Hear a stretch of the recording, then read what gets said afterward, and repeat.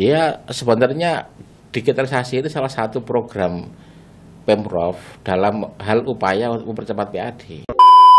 Pemerintah harus semakin masif melakukan sosialisasi dalam hal sistem pembayaran pajak yang via digital. Banyak yang sudah tahu, tapi juga ada yang masih belum tahu kan. Nah, itu kan tugasnya pegawai pajak untuk menyampaikan sosialisasi ke masyarakat itu loh. Sebenarnya digitalisasi itu nggak cuma Samsat sebenarnya. Pokoknya bayar pajak apapun yang via online itu juga masuk digitalisasi. Soalnya kadang-kadang itu meskipun via digitalisasi kan ataupun mudah, via offline, tapi kalau ada aturan itu yang jelimet atau ribet, kadang-kadang orang itu juga malas.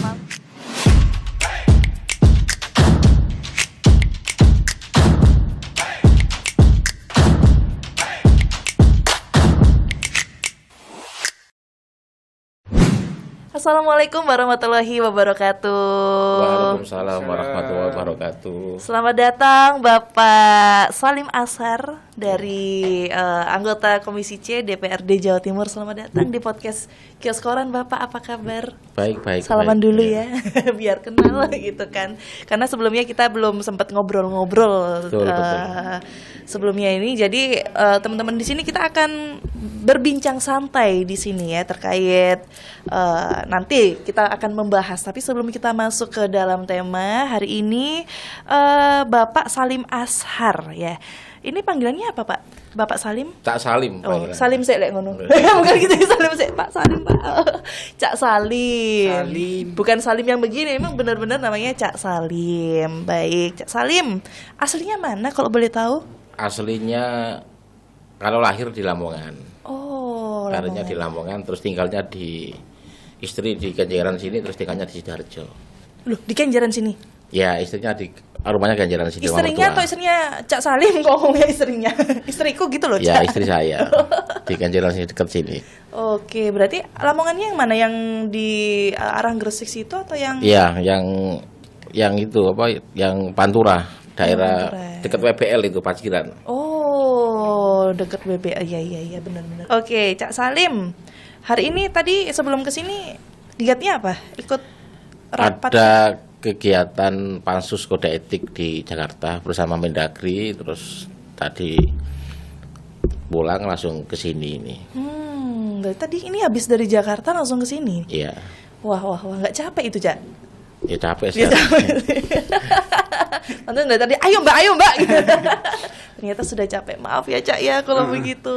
Tapi semangatnya beliau yang harus ditiru. Iya dong, jelas dari Jakarta ke sini tuh membutuhkan tenaga yang sangat besar loh ya. Terus habis ini mau kemana Cak? Ke sini pulang. Oh pulang. Pulang dulu, nanti jam 8 ada rapat Zoom. Kan? Rapat terus. Berarti kegiatannya sehari-hari selain menjadi anggota DPRD apa Cak? Kegiatan DPRD. Di luar kegiatan DPRD sendiri? Ya di partai. Kebetulan saya kan sampai hari ini masih menjabat sebagai bendahara umum DPN Kemasaba. DPN Kemasaba itu salah satu banomnya PKB. Oke. Berarti emang benar-benar terjunnya ke dunia politik ini memang sudah ngapunten karena kan kita baru ngobrol-ngobrol gitu kan. Apakah memang dari dulu sudah terjun ke dunia politik atau mungkin bagaimana? Mungkin bisa diceritakan sedikit backgroundnya dari Cak Salim sendiri. Dukungan keluarga, karena waktunya kan habis beliau ini. Dari kecil sudah di partai. Kecil itu maksudnya saya sebelum di partai kan di aktivis pergerakan PMI. Oke. 2010 saya ketua cabang, terus setelah itu terus diambil sama partai. Dari 2011 udah lama ya? Sudah lama. Saya masuk partai itu 2011 sampai sekarang. 2011 sampai 2025. Wih, berarti senior banget 14 tahun. 14 tahun. Umur berapa dulu itu ya? Gak tahu berapa ya waktu itu. Sakmene cuwili, katanya masih kecil gitu, berarti masih 24 atau 25 itu kalau nggak salah. Muda banget berarti ya Pak ya. Oke, berarti sudah itu kalau boleh tahu di mana aja? Kan saat ini kan di DPRD Jawa Timur. Kalau yang sebelum-sebelumnya apakah juga berkeliling Indonesia atau bagaimana? Iya, jadi setelah saya di Surabaya itu di PMI itu saya diajak gabung di PKB, terus dikasih kesempatan menjadi ketua Banom level wilayah. Namanya Gemasaba. Tadi Banom yang khusus untuk gerakan mahasiswa. Nah, setelah itu saya dari 2015 ditarik ke Jakarta sampai kemarin, sampai 2024. Kemarin banget ini berarti masih di Jakarta? Masih di Jakarta. Okay. 2024 terus ikut nyalek, terus jadi, terus sekarang balik lagi ke Surabaya. Tapi berarti... ngomong-ngomong tugasnya Banom itu apa sih? Tugasnya apa itu, Cak, kalau boleh tahu? Jadi di PKB itu menurut saya lumayan komplit dalam hal kaderisasi. Karena banyak Banom yang di PKB itu dibentuk, termasuk kayak Gemasaba, kayak Garda Bangsa, Perempuan Bangsa, terus buruh migran, ada Gerbang Tani, terus ada Panji Bangsa.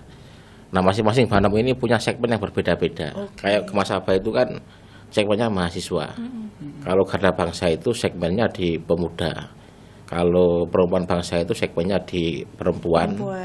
Terus kalau Gerbang Tani itu aktivis tani sama nelayan. Jadi di situ lengkap kalau di PKB itu. Kebetulan saya sampai hari ini masih sebagai bendara DPN Gemasaba. Oke, berarti emang benar-benar komplit sekali ya? Komplit. Oke. Kalau boleh tahu, Bapak Cak Salim sendiri ini sekarang ini kan biasanya PKB ini kan berhubungan dengan banyak pemuda dan pemudinya gitu kan. Untuk usianya sendiri masih pemuda kan? Maaf ya, Cak ya.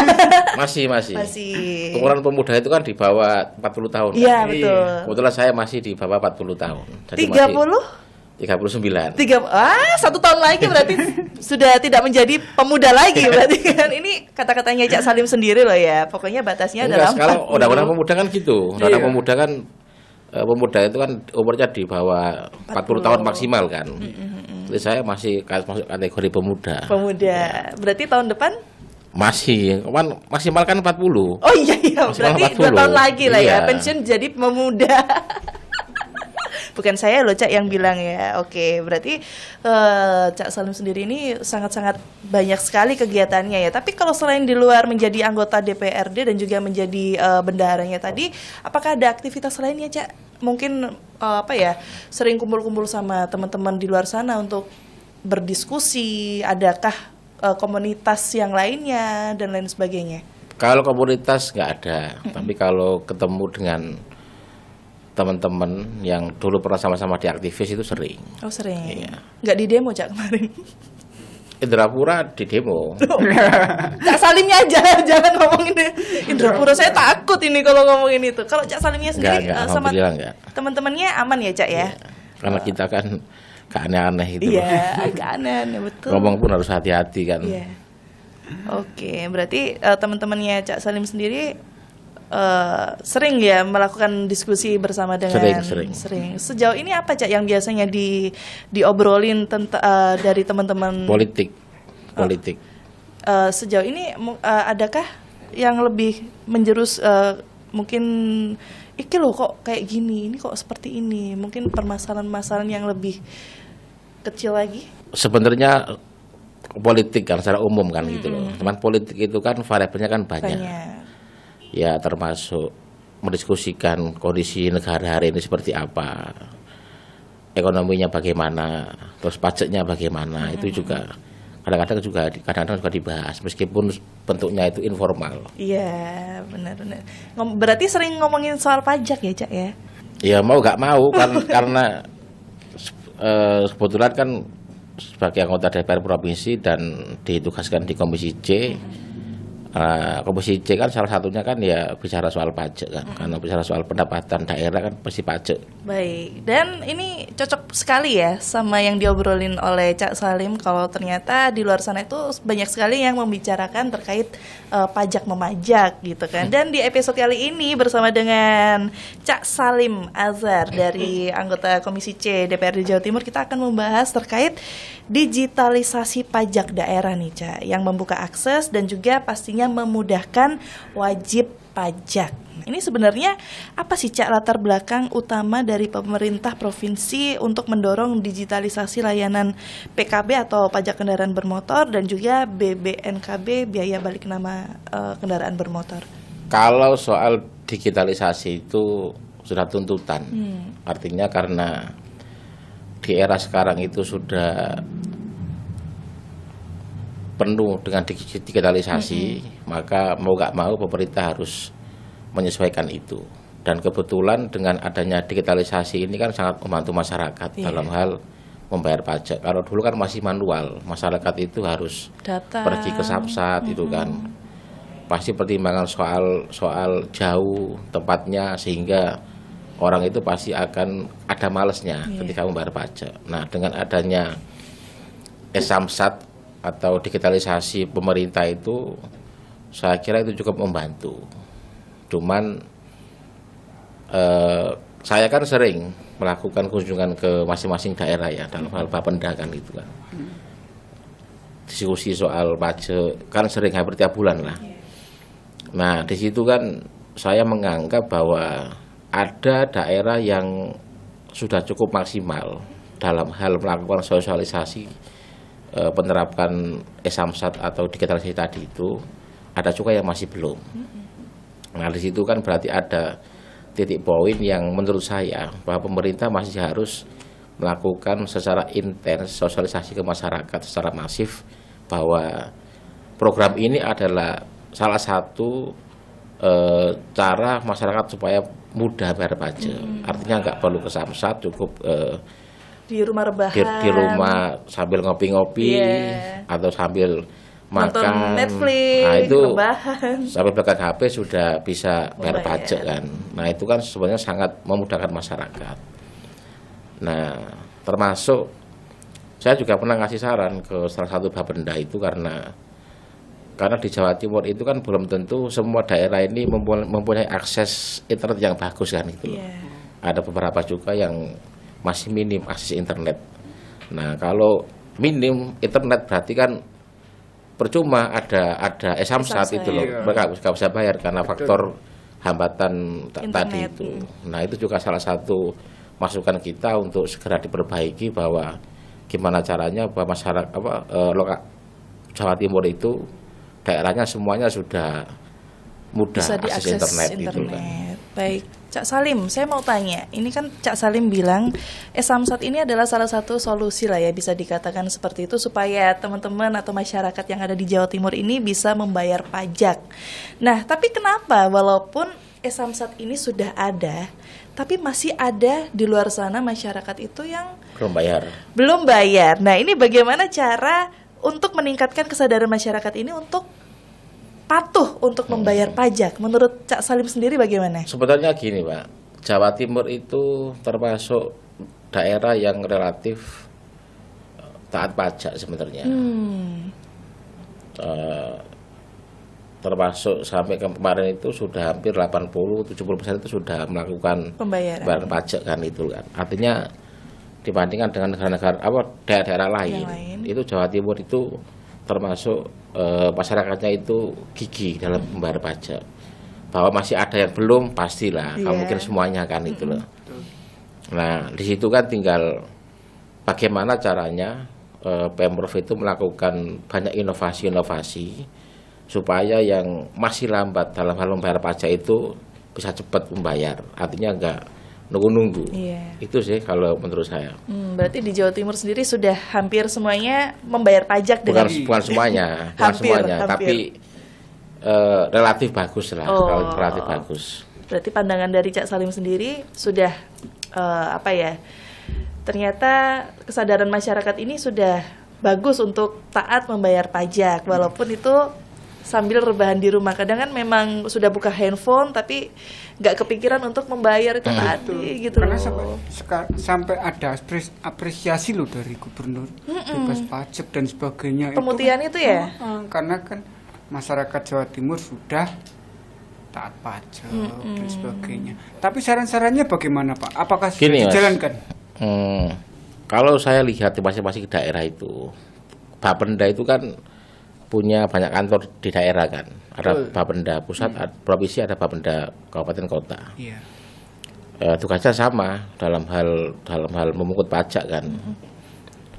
Nah, saya melihat di bawah itu mereka juga banyak melakukan inovasi-inovasi yang bagaimana mengajak masyarakat itu supaya taat dan bayar pajak.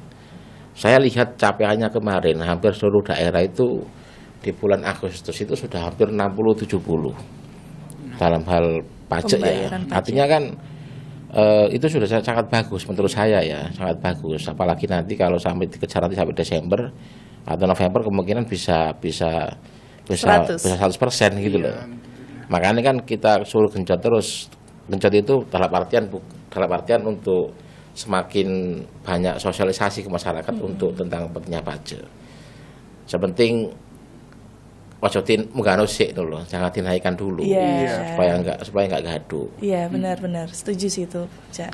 Berarti inovasinya apa Cak itu supaya bentuk inovasi secara digital di bidang pajak daerah Jawa Timur? Kalau saya ambil contoh ya, kalau kayak di Trenggalek itu kan daerah pegunungan.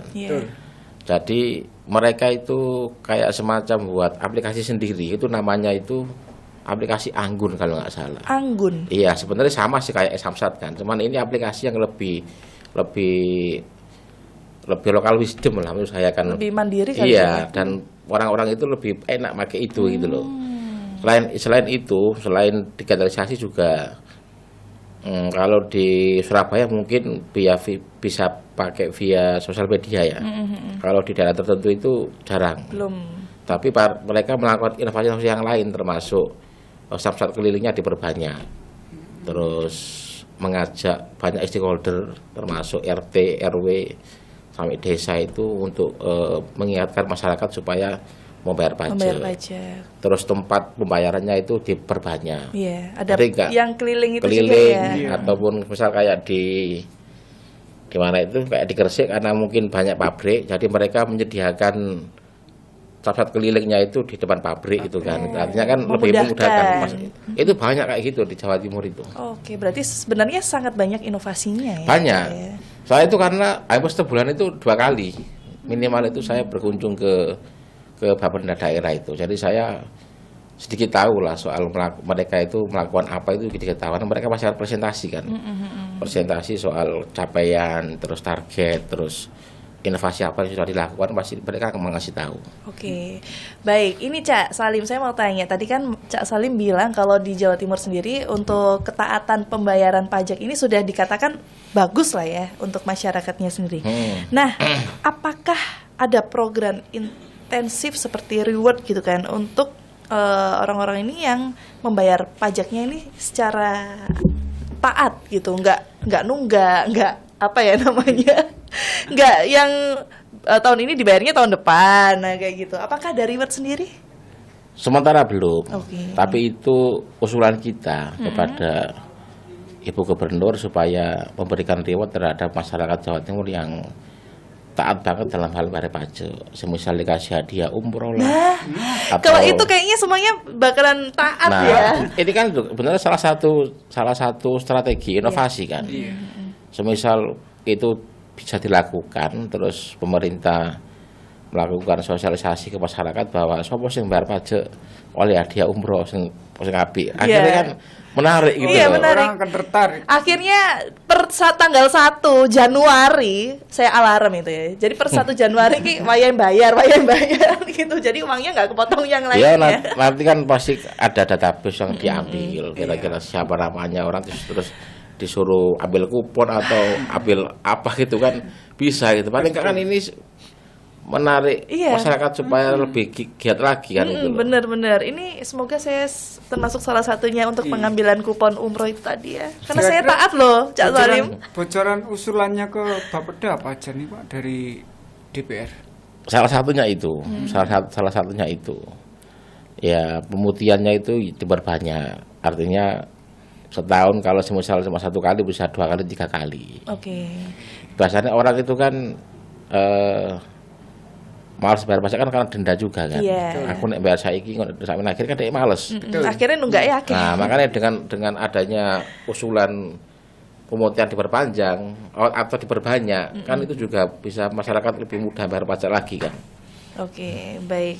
Ini Cak Salim, saya mau tanya, untuk kendaraan bermotor yang ada di Jawa Timur untuk saat ini, apakah ada jumlah yang signifikan? Dan mungkin kalau misalnya semakin banyak itu, apakah ada dampaknya mungkin? Kalau jumlahnya pasti saya nggak tahu ya, tapi perolehan pajak target pajak motor ya, itu targetnya itu sekitar 12 triliun. Oke. 12 itu triliun. Sudah meliputi apa? Sudah meliputi sepeda motor, sudah meliputi mobil, truk. Nah, itu targetnya itu 12 triliun. Oke. Berarti ya banyak ya, 12. Banyak. Memang daerah itu kan paling support banyak pajak kan dari kendaraan bermotor. Jatim itu 12 pajak kendaraan bermotor. Terus dua itu retribusi, terus ada 1 itu pajak dari hal-hal lain. Nanti cuma segitu Jawa Timur itu dapatnya itu. Sisanya kan kalau kita bilang APBD Jatim itu sekitar 28 triliun, sisanya kan diambil dari dana transfer daerah dari pusat, support pusat ke provinsi. Tapi kalau dapatnya segitu itu, kok lebih dari 12 tambah 2, 1, 16 sampai 18 lah maksimal itu. Ya, lumayan besar berarti ya. Sangat besar lah.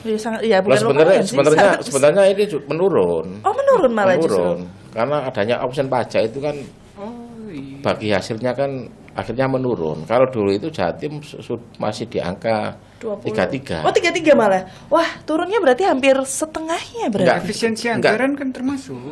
Enggak 33 maksudnya jumlah akumulatif dari pajak sama dari transfer daerah.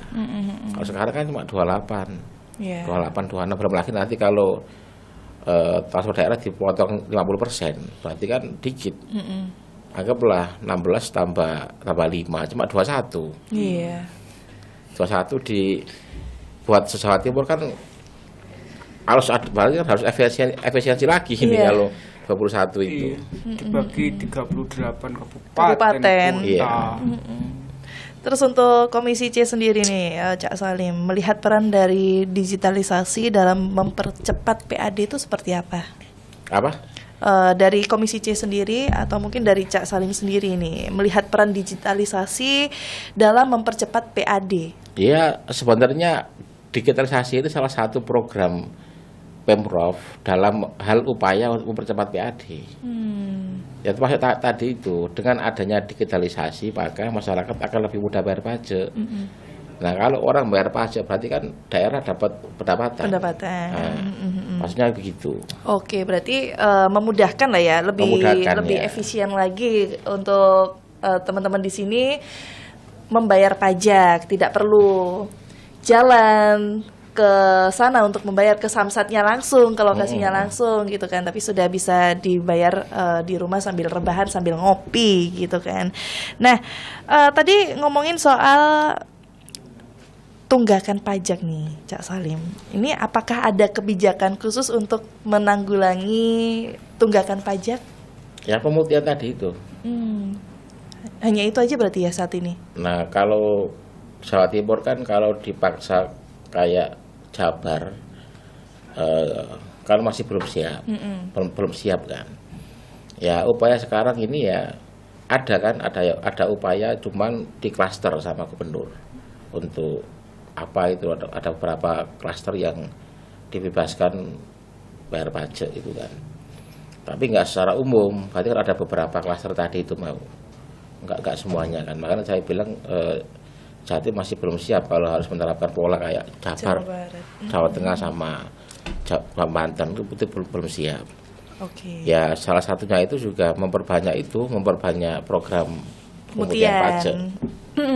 Baik, ini kalau misalnya kita ngomongin soal digitalisasi, ini apakah dengan sistem digitalisasi ini juga menutup kemungkinan terjadinya pungli, Cak Salim?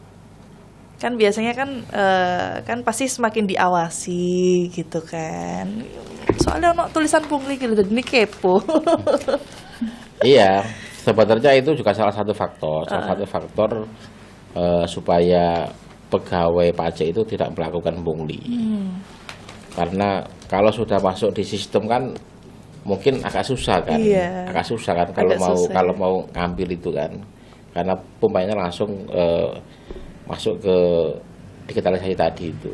Baik, berarti ini jawaban yang paling pas lah ya, supaya tidak ada terjadi pungli nih. Ada berita terbaru ini soalnya soal pungli. Betul. Ya kan. Makanya itu Dewan tugasnya mengawasi.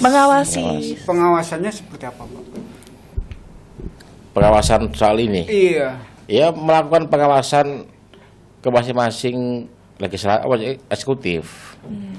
Kalau di DPR itu kan banyak komisi yang dibagi kan. Jadi kalau misal di komisi A, berarti mereka melakukan pengawasan terhadap mitra-mitranya mereka, gimana caranya tidak ada kejadian pungli.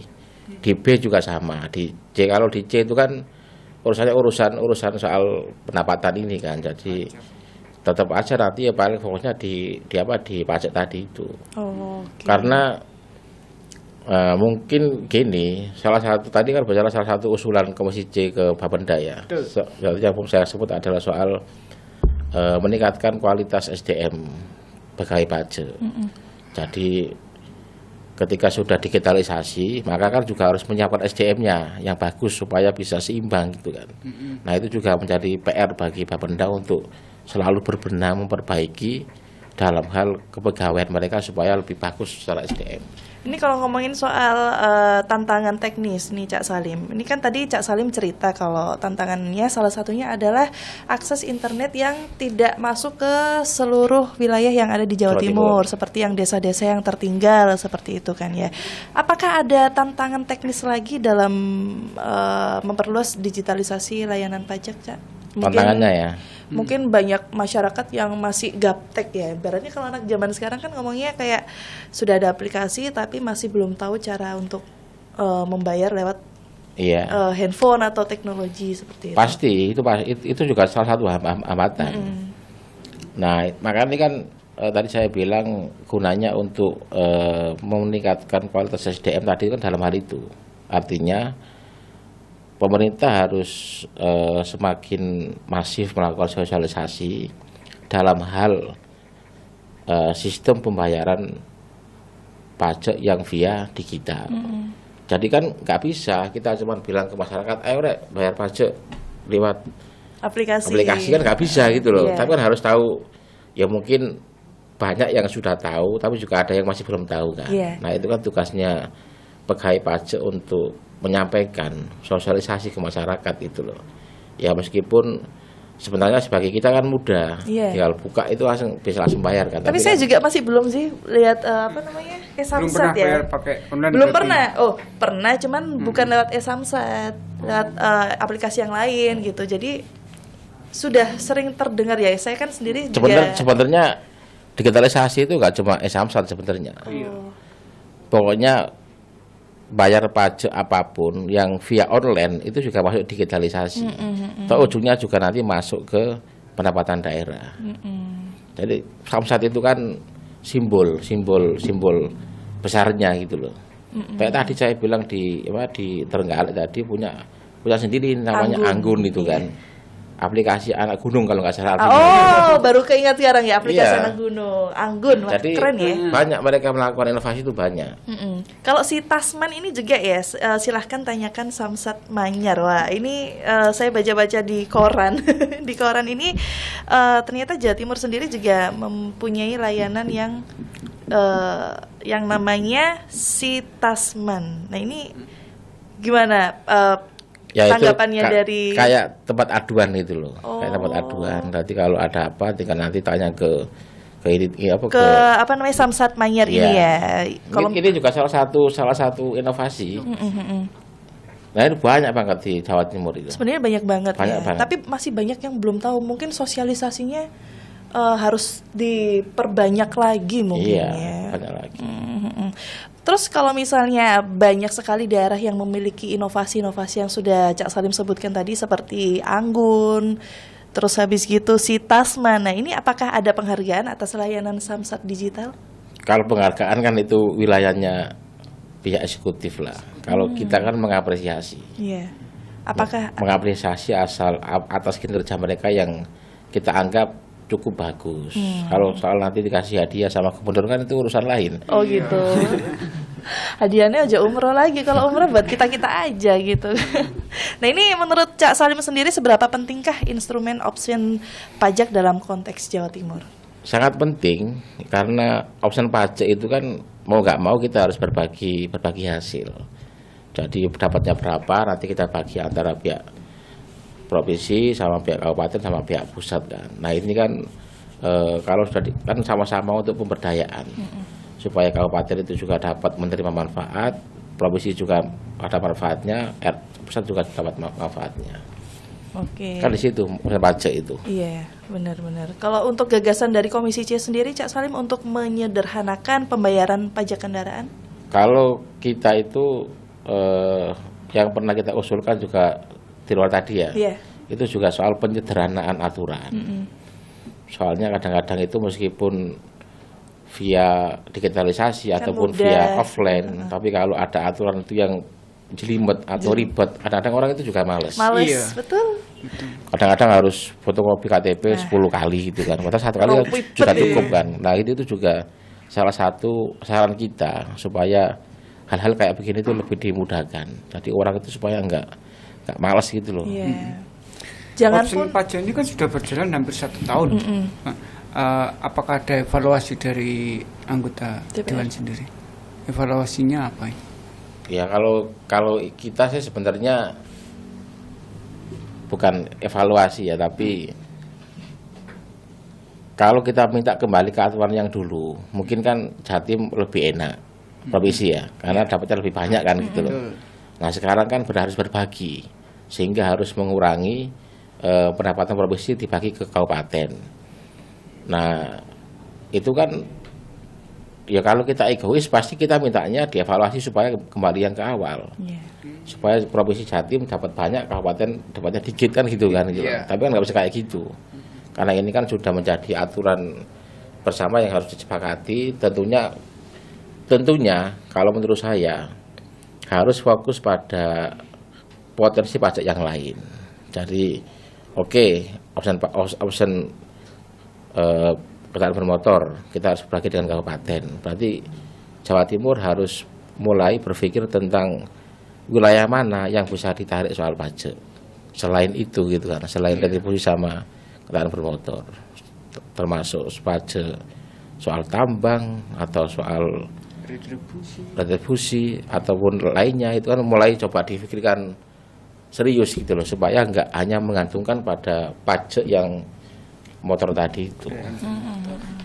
Baik, ini kalau misalnya ada yang ingin diperbaikin ke depan menurut dari Komisi C DPRD sendiri, apa harapannya? Ya harapannya semuanya maksimal. Harapannya semuanya maksimal itu artinya bahwa gimana caranya masyarakat Jawa Timur itu semuanya mau bayar pajak. Bayar pajak dengan senang hati, gak merasa tertekan, tanpa disuruh. Masyarakat sadar bahwa itu adalah kewajiban masing-masing orang. Nah itu kan harus dicarikan formula yang pas supaya nggak terkesan bayar pajak dipaksakan kayak gitu gitu loh. Kayak gimana gitu rasanya kan kalau dipaksa bayar, dipaksa bisa. Harus kesadaran kita sendiri gitu kan. Berarti harus dimaksimalkan lagi ya Cak ya. Mungkin ajakan Cak ini terakhir kalinya ajakan karena waktunya sudah setengah jam lewat gitu kan, ajakan ke masyarakat supaya taat membayar pajak. Masyarakat Jawa Timur mudah-mudahan gubernur memberikan reward terhadap orang yang taat bayar pajak. Amin. Sehingga nanti masyarakat dengan sukarela bayar pajak dan dapat reward dari gubernur. Siapa tahu dapat umroh. Amin. Rungokno rek, rungokno. Lumayan loh ya dapat umroh. Siapa tahu rezeki gitu kan ya. Oke. Digitalisasi pajak daerah ini bukan hanya soal teknologi ya teman-teman ya, tapi bagian dari reformasi birokrasi dan upaya mendekatkan layanan kepada masyarakat dengan digitalisasi.